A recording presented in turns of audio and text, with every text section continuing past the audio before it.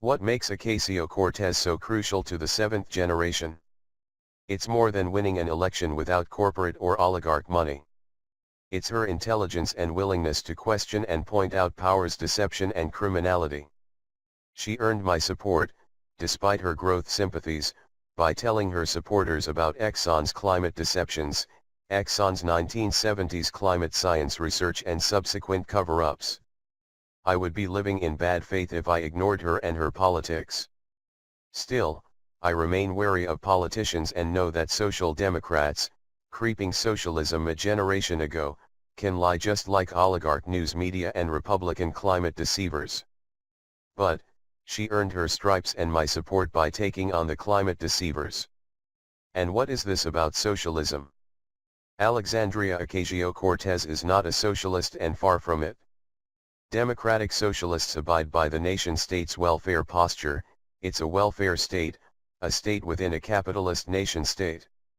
Social democrats will willingly work along with billionaires like Elon Musk to reduce carbon dioxide pollution. They can live with capitalism, then.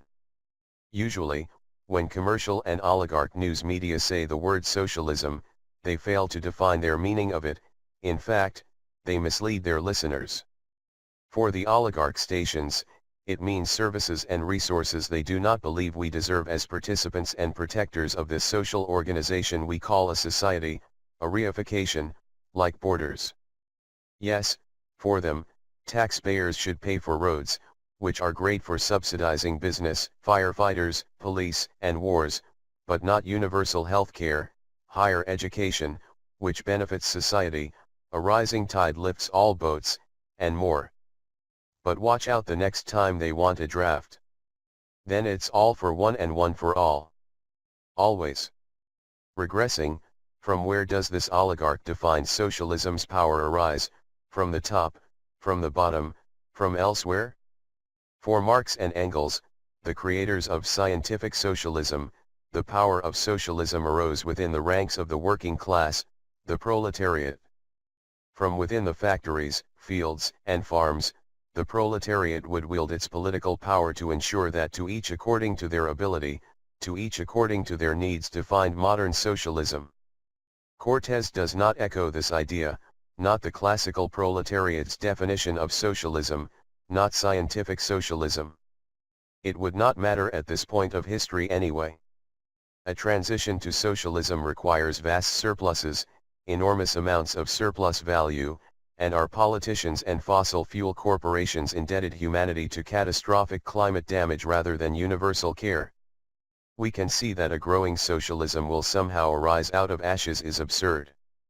Like capitalism and communism, socialism requires growth, and human population, resource depletion, and carbon dioxide pollution set limits to growth. Besides, the last thing the seventh generation needs is growth by previous generations of carbon dioxide polluters. Maybe a simple human scale, mutual aid, ecological approach will save Earth for the seventh generation. Their future prospects dim with each passing day powered by the status quo, in any case. So, it doesn't matter if Ocasio-Cortez is a social democrat or a billionaire libertarian ensconced within the anti-science Republican Party. What matters is that she tells her generation how we got to this point, the point of growing carbon dioxide density, and corporate and government complicity in threats to the seventh generation.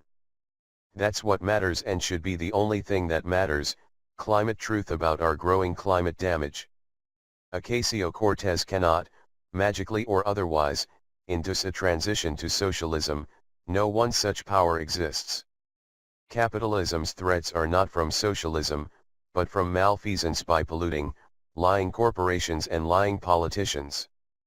Population growth, resource depletion, and climate damage by rising carbon dioxide pollution are the single most issues, and Ocasio-Cortez makes part of this matter known to her generation.